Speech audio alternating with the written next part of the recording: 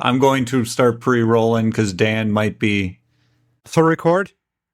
I am recording. So there's nothing you can do, and now I'm going to get up and walk away. Great, that's what you do. You start recording and you leave. Oh, that's great. That is the ideal state of things. You hit record, you walk away, and people listen in 60 minutes of silence. Yeah. That's what that song's about, right? It is. They knew in advance what people would be doing. Honestly. Simon and Garfunkel were thinking about that. Having wild dreams of podcasts. And more or less divisive than the actual podcast itself. Can we be more divisive by just saying nothing? Yeah, right. I mean, I've seen some movies like that, though. That might be saying a lot without saying anything at all. I don't know what they're talking about. Are they angry? Are they happy? I can't get anything out of them. They don't fucking say anything. I don't know. They're not saying anything. No, wait. Hold on. They're right. This movie's an experience that you just can't talk about. It left me speechless too. Just so many things, so many different ways it could go. That's not Death Becomes Her. So we can't get away with that this time. Oh. You're a death becoming. I have nothing, Dan. I'm sorry.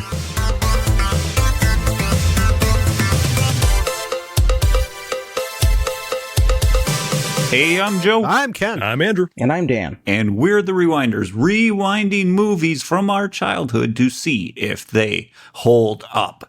And this time, yeah, I guess 1992 could still be considered my childhood. I was a child. 3. I was 8 years old. I wasn't over 18, so therefore I was a child. And this time we, are reaching through our missing abdomen and displaying the movie Death Becomes Her for everyone listening. We're spewing out copious amounts of water. That is the dialogue. Hold on. That's bad.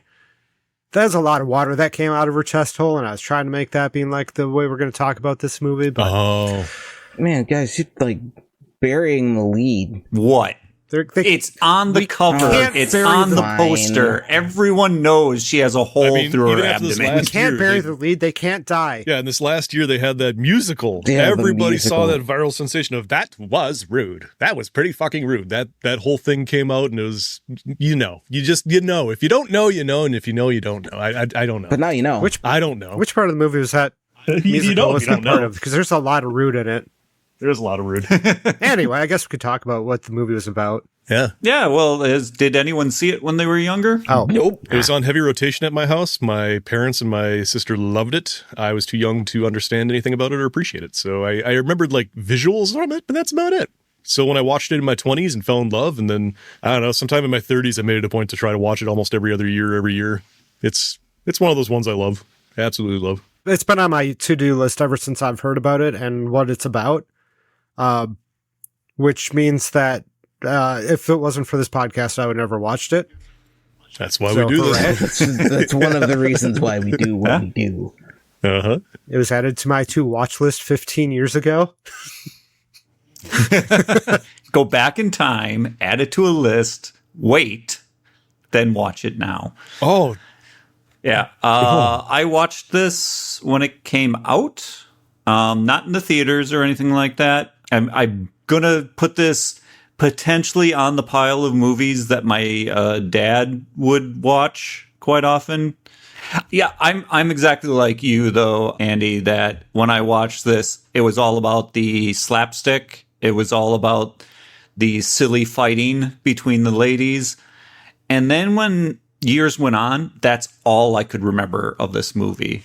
And that Bruce Willis was in it. Yeah. So, like, I had these elements, and then it just became whittled down to these ladies fighting, and, like, they can't die, and the slapstick of it. So it was nice to go back and watch it again. Yeah, it's just, I think rewatching it made me laugh even harder, because after talking with Ken, I realized that the whole point is they can't die, like you said. So, like, they were the absolute worst human beings to waste eternal life on because they destroyed it. They didn't appreciate it. Now they're stuck the way they are for the rest of their lives because they can never put their shit behind them. They just have to keep fighting and bitching with each other. It's wonderful. But, like, also on that same note, like, Bruce Willis was offered eternal life, and he's like, no, that sounds awful. I don't want that. Mm-hmm. So, like, perhaps, and honestly, it's like, it's almost a for psychology, way loose psychology, maybe it's the worst narcissistic people who really only want I like everlasting life. Just off the top of my head, I have this thought that comes to the brain, not something I've looked into or even. Well, that's fair to bring up anyways. That's just first thought. That's fair to bring up anyways, because fast forwarding way to the end of the movie, I mean, they're reviewing his life and everything he did, and he did so much stuff. What did they do with their eternal life? They just continuously stalked him, and they're at his fucking funeral even. They tried to figure out how to apply paint to themselves so they could still continue to look good. Exactly. So he didn't even have eternal life. He turned it down. He lived a standard human life and did so much with it, including benefiting other people, whereas they have eternal life and all they did was consume and bitch and try to maintain the way that they looked. I like and the best that. part is his life technically didn't start until he got rid of both of them. Yeah, I like that. Mm-hmm. All right. Anyways, yeah. And that's practically a summation of the film, too. Just add two ladies who hate each other, and the movie lady steals the husband of the book lady. The book lady goes through years of mental torment and settles on, okay, I gotta kill her. That's the only way to end this. Possibly the worst thing to come out of a therapy session. Yeah. My favorite thing to come out of that therapy session is when she mentions what she wants to talk about and everybody loses their shit because it's been so many times. The collective wail from everybody was so good. But yeah, I mean, we covered how it ended. So Yeah. What? yeah. It's a good movie. Till next time. That's right. That was this episode of The Rewinders. Later, everyone. Thanks for coming. We really hit all the high notes already. Great. Oh no, there's more to go. There's things I love and I want to talk about for Visually, sure. Absolutely. I want to say my favorite visual in this entire movie is when she throws the shovel handle through the hole in her chest. Yes. And then later when she sits on the couch and the shovel goes through the hole in her chest. That visual is incredible. I love that so much. Oh my God. I love the effects, the visual. I love just Meryl Streep's reaction to that too. Just the yes immediately followed by the, oh shit. Because she realizes. The couch. No, the couch. It's so good. It's so good. And that scene too, when Goldie Hawn first stands up in the fountain, it's so well done. I love the effects in this movie. The only thing that's questionable is the ending where they fall apart, but even that was okay. No, that kind of makes sense. They're always at each other's throat, always very catty. And so they're just kind of held on together like a bunch of mannequins at this point. True. Plus, True. mannequin It got me paint. wondering how far they would have to go before they actually died. And yeah, mannequin paint. It makes sense that that's where they went. God, I didn't put that together. That's awesome. There's a lot. I didn't put a lot in this movie together when I was watching it. After they both died, I was like, why are they turning gray? They're living forever. What? Oh, it was like, okay, so dead. the body died. Yeah. Because I know we kind of summarized the movie, but not quite. It's like basically these two are constantly fighting with each other. They're constantly looking at themselves and thinking that they're old and decrepit and they want their youth back. So they get offered this chance to basically take a magic potion to live forever and always have the same beauty and all the shit. But the problem is that they hate each other so much that they actually, in a roundabout way, end up killing each other. Which That was pretty direct way that they killed each other. Yeah, if you can't die, but you live forever, that's where all the comedy in this starts to kind of ball together. So they're the exception. Everybody else who's part of the secret society, who's living forever, is living it up and doing what you'd expect people to do, but not these two. Not these two. For me, this is a monumental movie because this marks for me, hands down, I would say The Fifth Element on one end of the Bruce Willis spectrum, and then I'd say on the other end, this is my favorite Bruce Willis movie because he's manic, he's wild, he's funny, he's all over the place. He's not acting like his normal gruff self that he became after whatever in the 90s and then just continued onwards with. We all know where he's at now.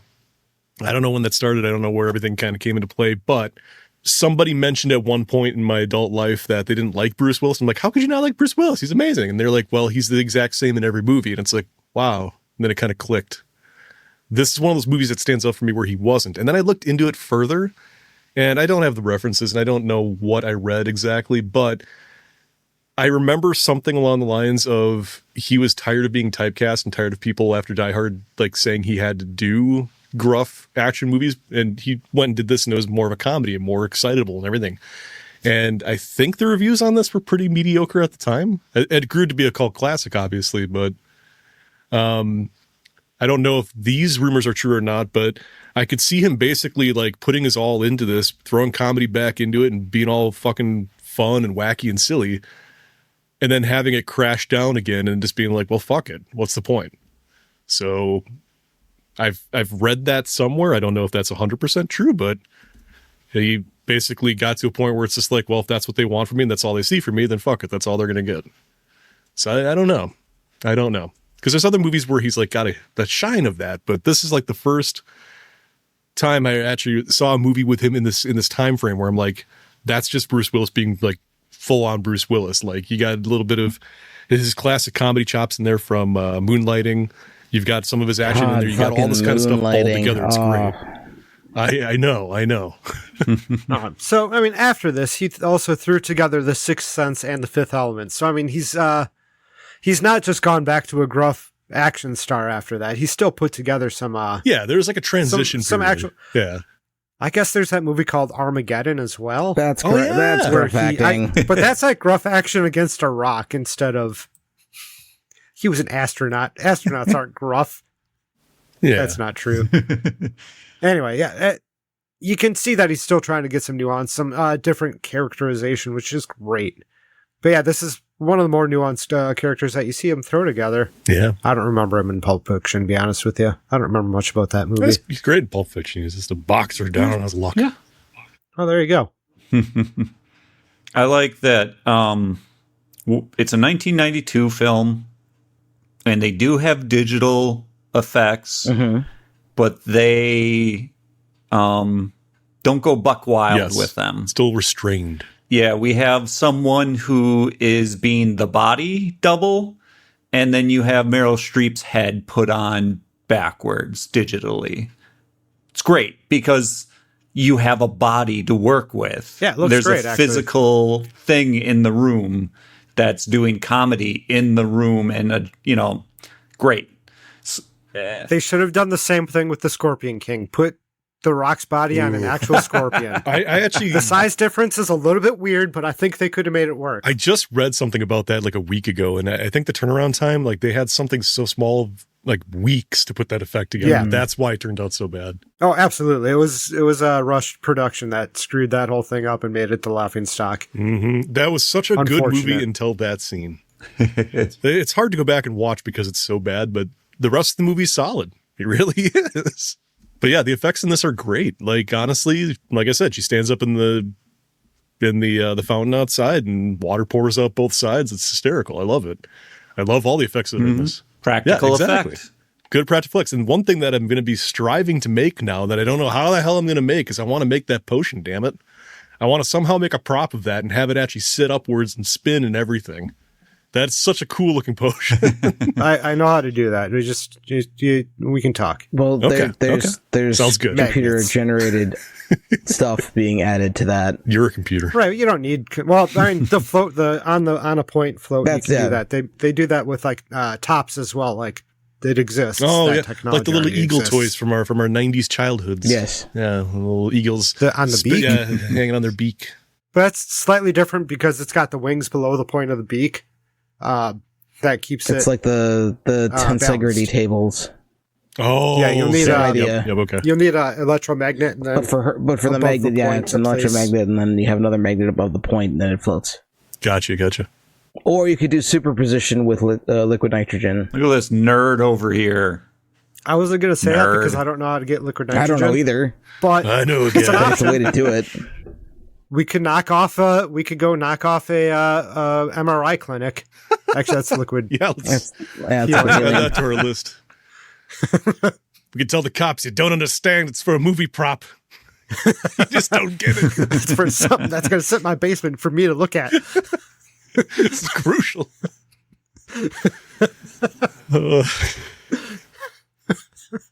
Oh, we were talking about a movie, weren't we? I like that this so much little things that me being younger and not having, I guess, witnessed or seen some things and don't understand what everything is along the way. The beauty salon that the Meryl Streep character runs to because she needs to look beautiful for this event. And they're like, no, we're not going to do this transfusion blood thing that they kind of show you through a door. With the guy screaming in pain and or howling in pain. Yeah. It can't feel Can good. we talk about the amount of mirrors that there are in this film? After Joe finishes what his pointed thought. that scene is what pointed that out. Oh, yeah. Because the door opens and you see the guy hanging in the rack, the spinning the vertically spinning rack, and then the door opens it's again more, the narcissism thing, and the angle of the mirror gets all messed up, and you're just like, oh god, you're not looking into the room, you are looking at the room from the mirror's perspective. Yeah, it's a reflection of the person's true self, their narcissistic tendency, and also the fact that they have to watch themselves go through the pain so that way they remember why they're doing this. I like that. But anyway, Joe, you're trying to say Joe, something sorry, about I that scene. totally derailed Joe's train of thought. Yeah, okay. The young lady that was telling her no in the clinic, that as soon as the head guy shows up with the twitchy eye, she is so the one that works there is so like taken out of sorts and scared, she ditches her fake French accent and then speaks totally with a U.S. God, I didn't accent catch that. from that point on. I was just like, holy cow. Yeah, I probably never even thought of it the whole time when I watched it as a kid, because it's subtle. So, and then following that up with the place that he gives her that card for is this huge castle that's this. No architecture styling really portrays what it is, because it's a little bit of tons of stuff, and that it's, somewhere within driving distance of LA, because she just accidentally ended up there in the movie. I thought the outside looks cool as hell. Whoever designed that did a great job making that place just look cool. But then when you go inside, it really reminds me of Rocky Horror the whole time. Yeah. Yes, absolutely. Rocky Horror and The Shining. Yep. I'll have to watch that movie Building again. cannot exist. Yeah, The Shining with the big rooms. Cannot exist inside itself.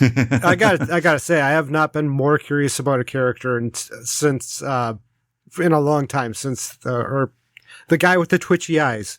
What is going on with that? The most curious I've been about a character in a movie for a long time. He's also a client of. He did. He does an announcement at the end of the film at the big party. Yeah, he's a client of the magic people.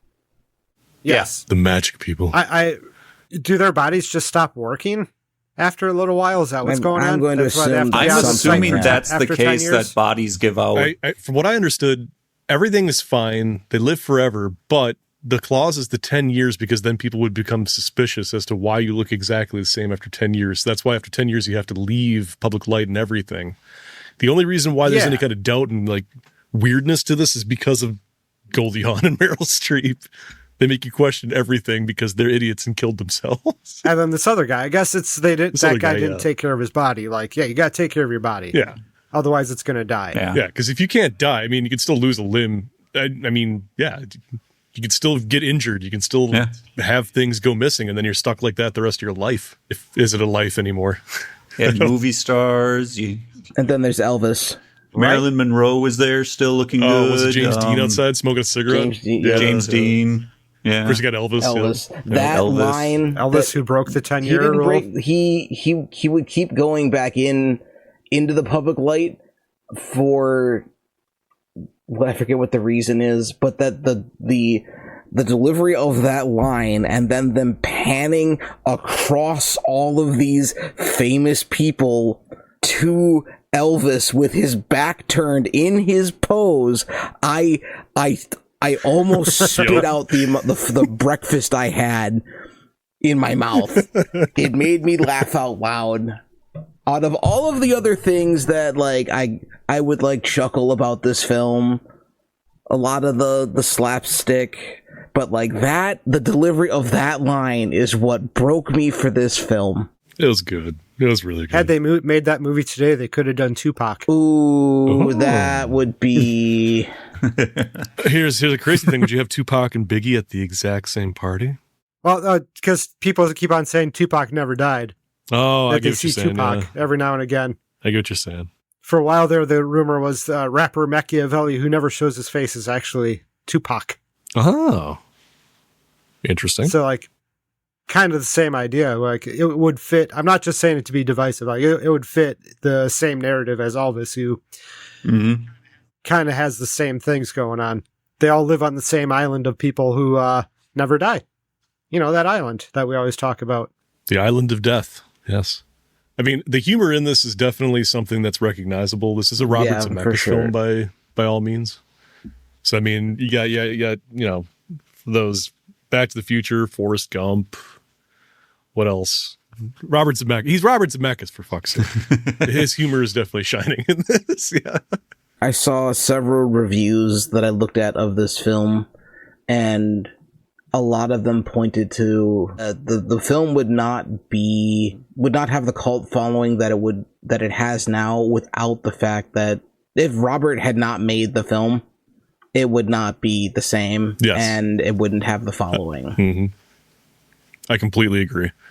And that's what's great about this. Robert Zemeckis, when he's given full reign and just goes nuts, he makes good things. That's why I'm still thankful with the fact that, you know, there's still that clause that Back to the Future cannot be remade. And it still holds true, and I love that. Makes me so happy. Oh, so when I heard someone say Back to the Future 4 earlier this week, they were making a joke and not actually I've seen saying people that was coming out. I've seen people succumb to several false reports about sequels and reboots coming out, and there's even been trailers that look halfway convincing. So I don't fault them. It's just, you know, everybody wants more Back to the Future, but what we have is perfect, so why wreck it? Yep. It's one of those things. Yeah, we got Back to the Future 3. What else do we need? Yeah, right. I don't know. I've never watched it. 3's not my favorite. Not gonna lie. It's not my favorite. But As a child, I enjoyed 3. 2's always been mine. Wow, there are a lot of films that Robert has made that I did not know he made. Yeah, right? He's made some good movies. He's made some absolute bangers. He made a movie last year. Castaway, What Lies Beneath, Polar Express. Yeah. Another Tom Hanks movie. And Robin White. I like Robin Nice. White. Right. She's funny. Tom Hanks, the Helena Bonham Carter of, is it Robert Zemeckis? There's a lot more words. I love that.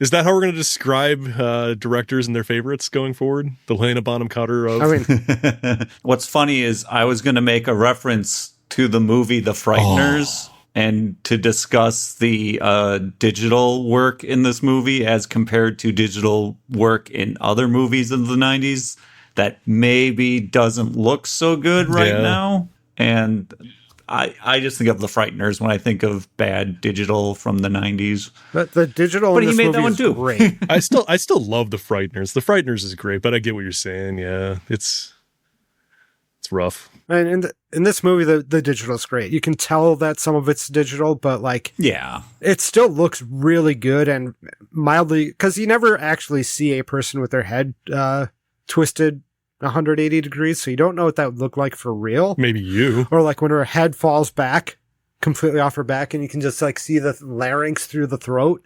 Like, it's great. I love her making fun of him and like ripping into him and calling him murderer constantly. Like, it just makes me laugh so much. It's so good.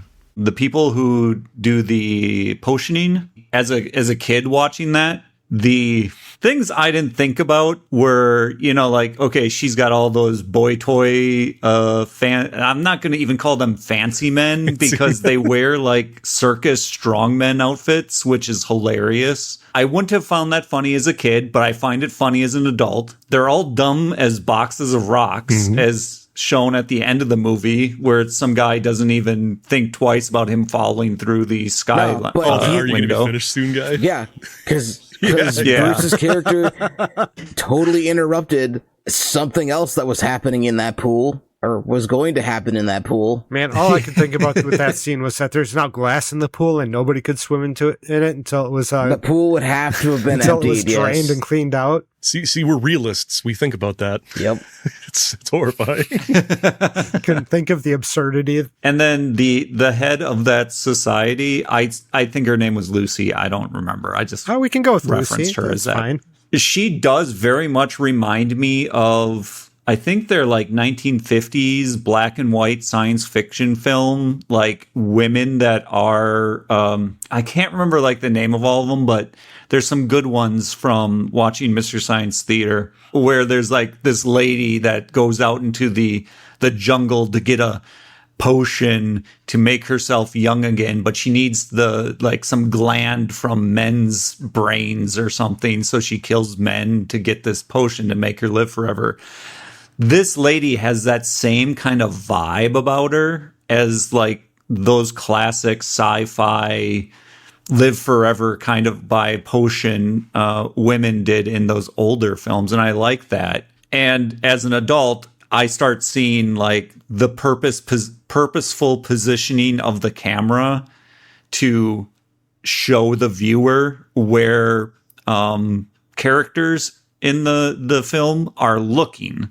So they do close-ups to show the potion. But what do? They put the potion right by some side boob. Uh-huh. Where do they hold stuff?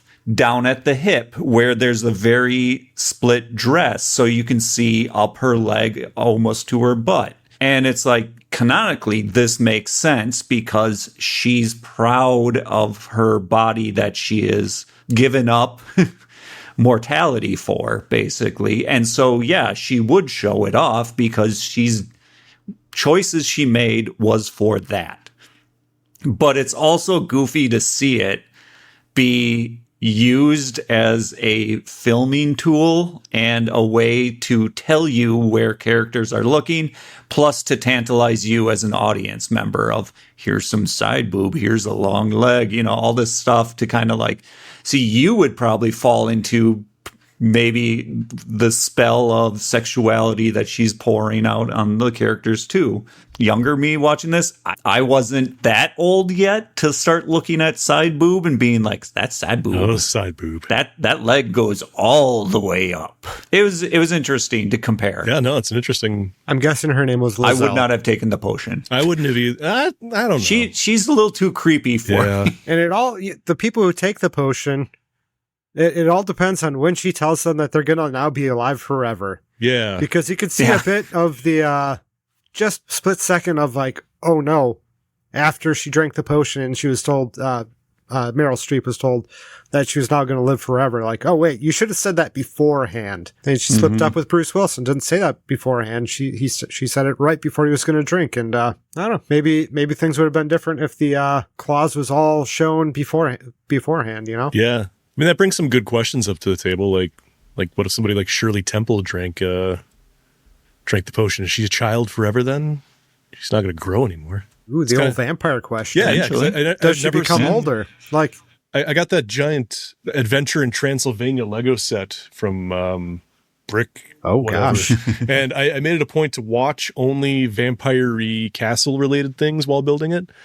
And I watched, obviously, Bram Stoker.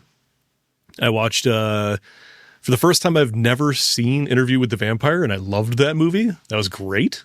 And it brings that to light, because it's like, oh yeah, little, what's her name? Little Kirsten Dunst.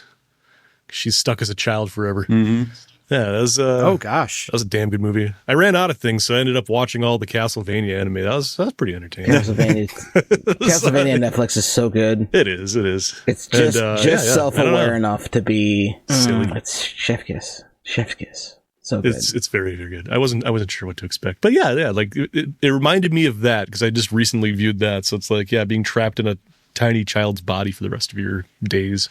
Yeah, it all depends on when she gives you this potion. You would hope that she would at least know not to give that potion to a child. Yeah, you'd expect that, but I don't know her. Now curious if it would make the child just become an adult at that point. Like, is there an ideal age that it just gets you to, or no? I think it's the snapshot of where you are right now. We don't know. I mean, it reduces aging, Because you saw that evidenced in Bruce Willis's hand. Well, yeah, and the entirety of the transformation of Meryl Streep, who, I'll be honest with you, didn't look all that much different to me.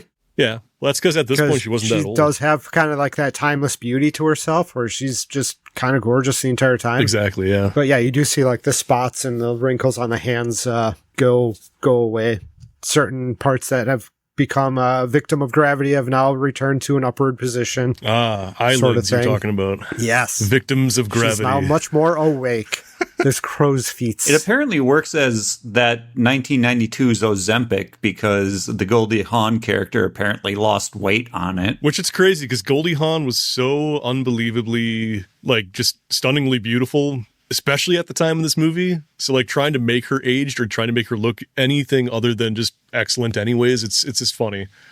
Same with Meryl Streep, like you already said. Like, these two women are so well known. They're so absolutely gorgeous. It's funny trying to make them look bad to make them look good again. Because how can you make either one of them look bad? I also like in the movie they go back to the source of their animosity and they hash it out. And in like one scene, they come out, "We're better now." But they're not. No, we're not. They're not. We're not any But it better is- than where we Because started, but we're acting like we're better now. It is because perfect. they found that they have a common need Yes. suddenly in the husband character to keep them looking the way they do and not like Yep, corpses. Ernest is their tie.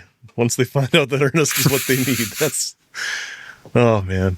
Yeah. I wish they would have got to the fighting sooner in the film. I agree. I feel like that's a budget This time constraint. could see around, that. I felt like I think that the intro, I mean, maybe it's just today where we have had so much stuff that we're more willing to go into this idea quicker. But I felt like the setup The setup was long, That's not longer a than thing. it The needed setup to be. Was long. This Yeah. film takes the setup was a lot longer. a However, bit to get off the ground. Once it get off the ground, it's great. you do get a bunch of really great stuff from it even getting off the ground. Sure. You wouldn't have gotten one of my favorite scenes in the movie where Bruce Willis is sitting drinking at a bar. Someone's like, "Oh, you did such great work with my child, or with this person, who My I loved. aunt or whatever. What's your secret?" Yeah. And he goes and starts telling her the secret, and she's just like horrified. Like, I guess it does. If you don't want to know the answer, Don't ask the question. don't ask the question. Yeah. Right. Just watching 'Cause her somebody face might give you a change during the truthful conversation. answer. It's so great. I love it. Yeah, because he's just so stuck in his work. that lady never watched 6 Feet Under. Right? Oh, my God. Yeah, that was a great moment. I do like he used the spray paint on dead people, right? Dead people don't move, generally speaking. And so when he started using it on live people, it starts like peeling and stuff. It's great. Like little attentions to details. Like it's not made to be put on a moving corpse. He perfected this on a dead people. So of course it's going to have wear and tear when it's out in the product. So like it does look great when you're not moving, but it's going to forward the movie. It's got a really good attention to detail, this movie. And there's so many little details that it puts together. After they break apart and you actually see their faces at the end, or just before they break apart, and you see their actual, like, how they've come to do their own skin, it's very funny because it shows, Ernest was very good at doing that stuff. And they're horrible It at looked it. like crap. Absolutely. It's just, it lends clearance to just some people are just better at things. Some people aren't going to be able to do things regardless how much you practice. And that's okay. Keep practicing, though. Yeah, keep practicing. Look, I'm not good at guitar. I have one right there. I've been playing it for 20 years. I'm terrible at it, but still practice because you can get better than you were before you started, and it can still make you happy. Or you could be like me, who played violin for almost 12 years and then put it down and had a whim to pick it back up and start playing. And I opened the case up and I tuned it by ear. It sounded good. And then I looked at all the sheet music and it was just like, I don't remember how to do any of this. And I was depressed for a week. Yeah. Dude. Yeah, okay. I never actually learned how to play guitar via, like sheet music. I could like do tabs and stuff, but not like actual sheet music. 'Cause that's I've only ever played things by ear. I can't read music for the life of me. basically by ear. And I could never play anyone else's stuff. I can play stuff I do myself. It's like running a D&D. When I run D&D, if I run through a module, it's very very shaky and confusing because I'm trying to do something somebody else made. That's true. But if I did it myself, when I make up my own story, I know exactly what's supposed to be happening, and I can continue. Anyways, that has nothing to do with this movie. But I like what you're saying because it's true. Mm-hmm. Just something about coming up with a concept and doing it things yourself. You know what you're getting into, and the entirety of the thought process going behind it, and you were there for the whole thing. Trying to remember what somebody else did, it's difficult. See, I like reviewing how other people tell stories, and I like constantly making like a big stew, a big pot, and mixing it all together because there's so many different ways of storytelling. And there's so many different things you can do that aren't cliche, and it just makes everything so much better and so much nicer. Like when you're in control and you're starting your story from scratch, it's obviously a lot different, like you said, versus trying to take somebody else's and deconstruct it. But if you have multiple different stories that have different methods that they tell, like one of the ones I was thinking about is Goonies. Somebody said they didn't like Goonies because it feels like we don't know anything about these characters. There's no exposition. It's like, yeah, that's why the magic works. You get dropped into these people experiencing shit going on in their lives, and you start to pick it up as they go through it. You're just on the adventure with them, learning about them. And it's stuff like that. It's like you don't have to have a movie or a story always start with a ton of exposition telling everything about the characters right away, right off the bat, and then have it go from there, and then, you know, follow the traditional three arc act. There's so many different ways to do it. That's a narrative technique called en media res. Good. Latin for in the middle of things. Good. It's narrative technique where story begins in the middle of action instead of starting at the chronological beginning. Yeah, I read somebody's comment on that and I couldn't believe it. It's crazy to me. The exposition is learning what the characters, why the characters are doing what they're doing now. As anyone who says that about the Goonies of all movies, like, you know exactly what you need to know about the characters. Exactly. You're just hating the film to hate it. Yeah, and that, like, even looking at other Zemeckis movies, like Back to the Future, we don't know anything about Marty McFly. We jump into the movie literally as he's skateboarding over to Doc Brown's to plug into his amp and play his guitar. We don't know shit that's happening. It's like, who's this kid? What's he there for? We know that he is there's a specific kind of student that I can't think of the word that I'm looking for. Truant. A truant, yes. He is a truant. He's somebody a slacker. Yeah, I mean, if we're going Strickland terms, yes. Slacker. Yeah. He's someone where he lives to his own rules, and the other rules just go right out the window with Marty McFly. At first, anyway. That allows for some good growth, but I like that. I like that story-wise. I like that we're thrown into, you know, they're in a relationship already, and he's got a wandering eye, and it's like, okay, well, there's also some history between these two girls that we don't know anything about. Oh, they have a penchant for stealing shit from each other, and they're constantly at each other's throats. Like, there's just fun. It's revealed when you need to know it, or just before you need to know it, because you know then, oh, this is what's going to happen in the movie, and then it happens, and then it can continue happening because you saw it happen, and introduce it as you need it. Exactly. I think I just found out I just really like Zemeckis' style. Look at his also Richard Donner, of filmography. course. Yeah, I know. It's an okay filmography. He's done a couple of cool movies. Just a couple. Just a couple? Just a couple of cool ones. Yeah. The one that caught me by surprise was House on Haunted Hill from 1999. Yeah. I was like, that's, to me, was one of the more inspiring horror-esque kind of movies of the 90s because it was funny as hell. It had great visuals.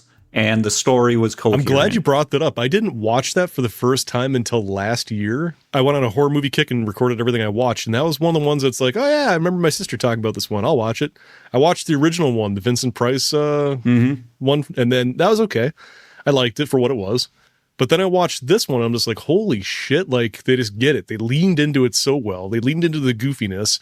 The only thing that sucked, obviously, was the special effects. But at the end, at the very end, that like spirit monster thing house that was awful, but yeah, the humor was there, the action was there, everything was so well done in that damn movie. I actually went back and watched it a couple more times, and to me personally, it had one of the most scary things I've ever seen. And I've played a lot of horror games, I've watched a lot of horror movies, and I don't really genuinely get weirded out by anything anymore, but that scene when they have the video camera and they're recording the doctors doing whatever they are in that room, and then they're watching back on this video that's already been recorded, and the doctors are all doing the surgery or whatever, and then they stop and look over at the camera. That was terrifying to me because that's impossible. that's that breaking that uncanny valley where like, wait, that's not right. That's not what's supposed to happen.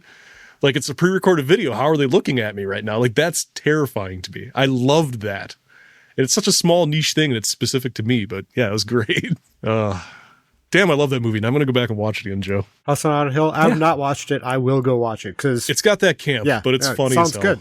I love that movie. I love a camp movie. I like it a lot. Look, Chopping Mall. Chopping Mall. Still. Yeah. It's got Chris Kattan doing I'm Chris glad I Kattan turned things. you on to that movie, Ken. That's one of my prideful things that I have going for me is that I shared that movie with someone and they fell in love with it. You have no idea That's how much we awesome. all appreciate and love Chopping Mall because of you. Like that's going to be the thing. Like anybody has anything to talk about you, it's the fact that you introduced us to Chopping Mall. That's the Chopping Mall guy. That's it. That's it. That's your legacy. I hope you enjoy it. I'll take it. That's a hill to put a hat on or something like that. I love that damn movie. That computer alone just makes me happy. That security computer that's like the entire room's just I love it. I love it. I love it. I love it. I love it. Anyways, yeah. So has anyone's opinion on this movie changed since the last time they saw it? I mean, some of you haven't. I don't know. My opinion's the same. I watched it this last time and I still love it. Yeah. And by that, I mean, I only have watched it once and I probably watch it again. I may watch it again just because there are things that you guys have brought up that I did not catch. So I feel like I need to give this film another go. I didn't enjoy myself watching this film. I think maybe I may have psyched myself out or like overhyped my own self just because of the cultural zeitgeist that is with this film. More so because of the stage play. Oh, that yeah, I was because there was a stage play of a movie. I was expecting the movie to be better. I was expecting the movie to be a little bit more something.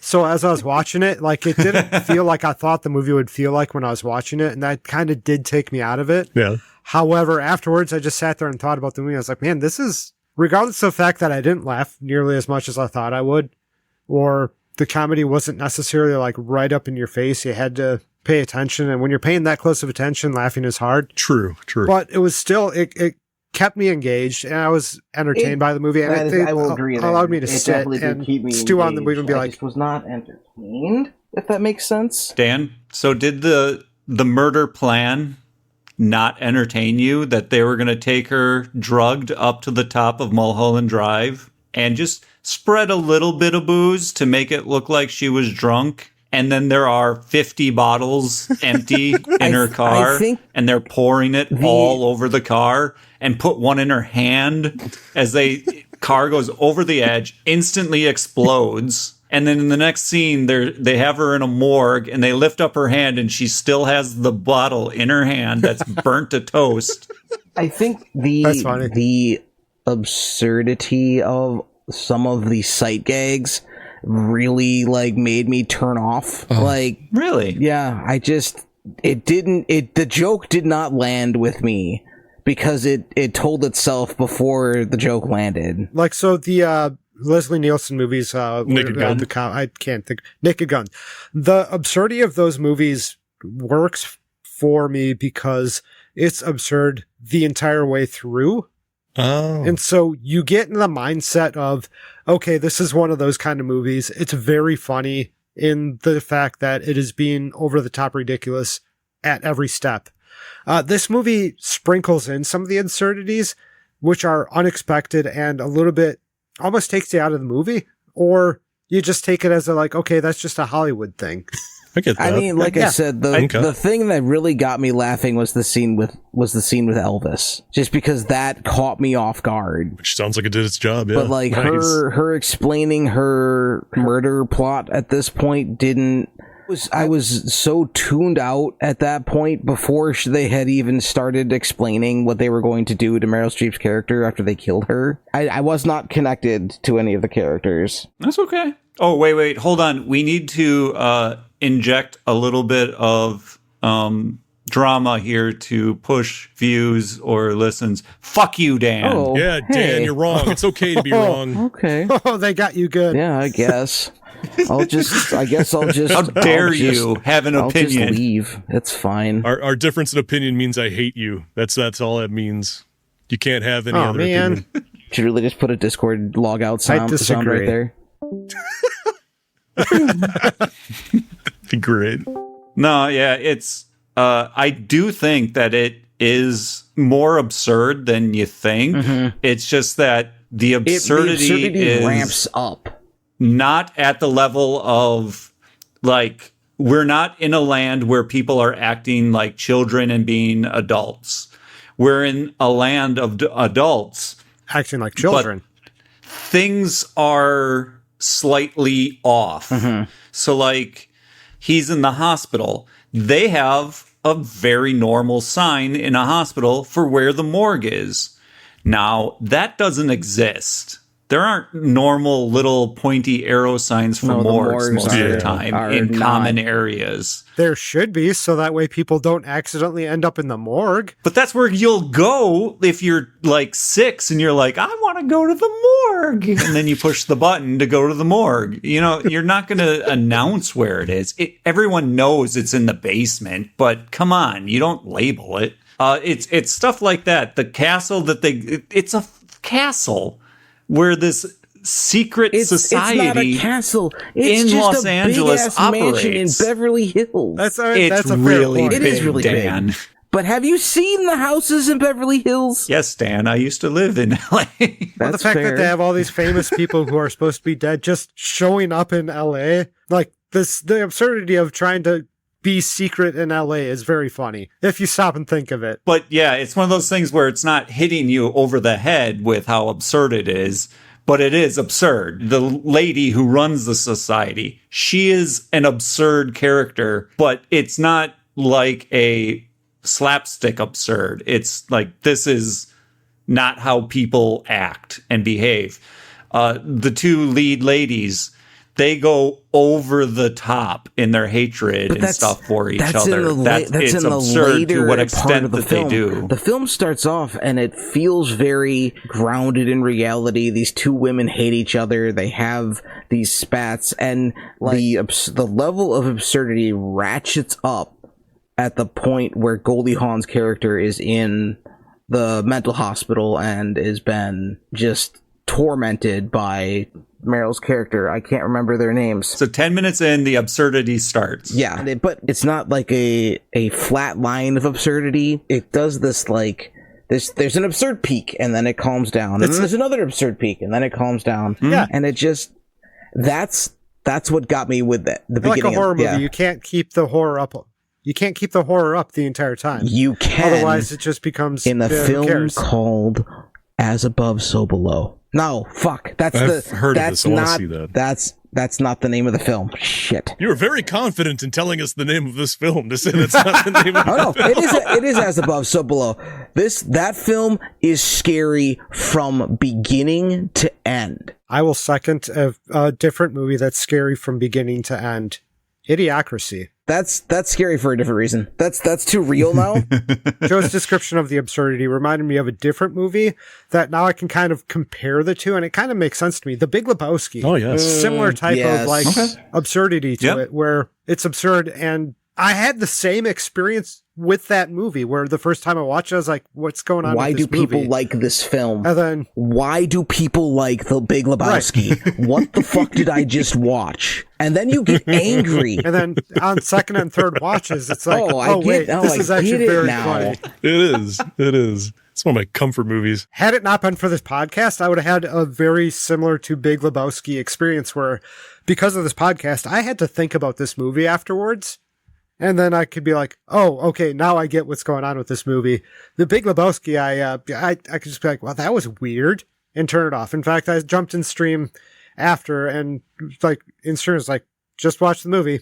It was weird. That's all I said about it. Yeah. And I had some time to think about it, like, yeah, it's weird, but in a good way. It was fun. So I'd say it's not a big recommend on this film. But I wouldn't say don't watch not watch it. If someone's interested in watching it, yeah, go ahead. If you want to experience the current cultural zeitgeist, this is one of the films to watch because of the fact that this film came out in the late 90s, 92, early 90s. Yeah.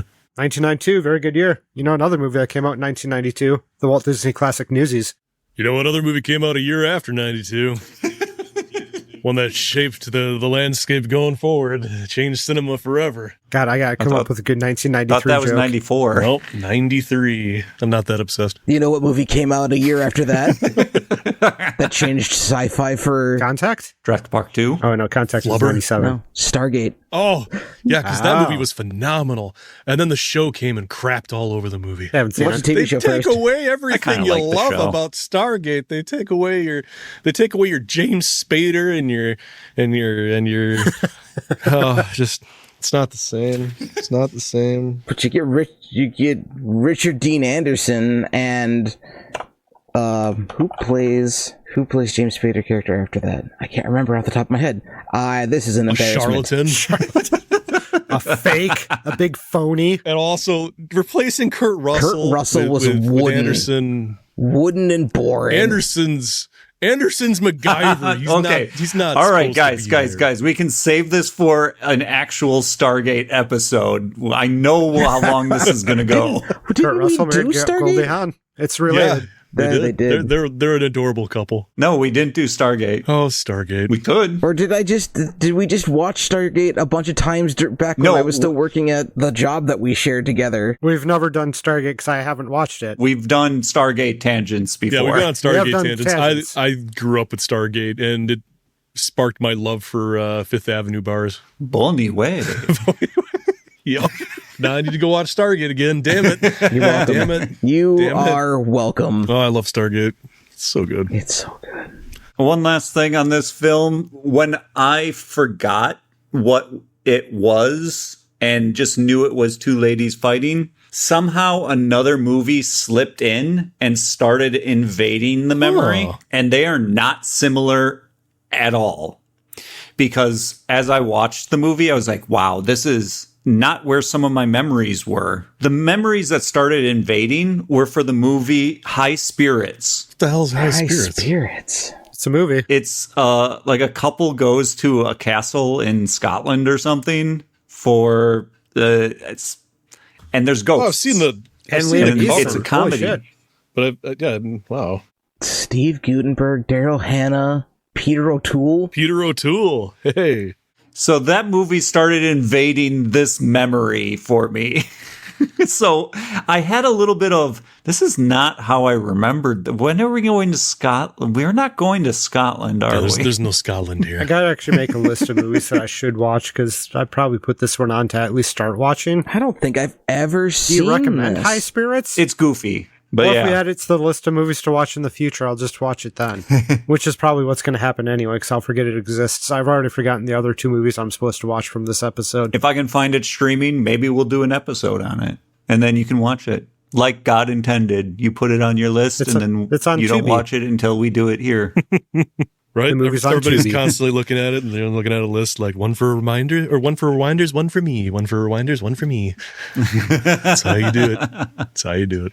Well, then that was us taking shovels to each other and knocking our heads off of our shoulders by watching Death Becomes Her.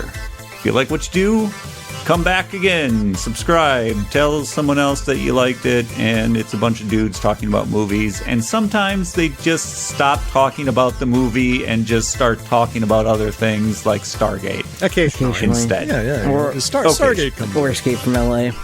Most of the time, that part gets cut. I'm sorry for that. And then you can come back next time where did we make up our minds? We didn't make up No, our you minds. just gave us a list of movies, and then we kept talking Yeah. because we're a bunch of ADD adults. Oh god, no. There was one film that it sounded like we had decided what we were going to watch. I don't remember what it was. Newsies? Dan Pickett. Nantucket? I don't know. Don't make me pick. I don't remember what it was. All right, ladies and gentlemen, will we talk about Casper? Will we talk about Fast Times at Ridgemount High? Will we talk Clueless? Yeah. Or will we talk Golden Child? Now, see, I've seen Casper. I've seen Fast Times. I haven't seen Casper since I was a wee lad, but I still love that movie. Ken, have you seen Casper? I just watched it 2 days ago. Fast Times at Casper High. 3 days Fast ago. Times Casper High. And I've seen Clueless, but I don't think I've seen Golden Child. I don't know if I have either. I've seen Casper. As a child, I saw Casper. And I've seen Clueless as an adult several times. So, All right. Well, the fact that we've all seen it, let's go with Casper then. Okay, Oh, good. cool. Because looking just at the cover art for The Golden Child, all I'm getting is Beverly Hills Cop vibes. It's definitely not that. Anyway, come back next time when we discuss Casper and maybe Christina Ricci And Bill Pullman. whatever. God, if we do the entire movie without talking about Christina Ricci, That'd be a little how are we gonna weird. talk that would about be a Casper without her? feat. Yeah. We will not say a damn thing.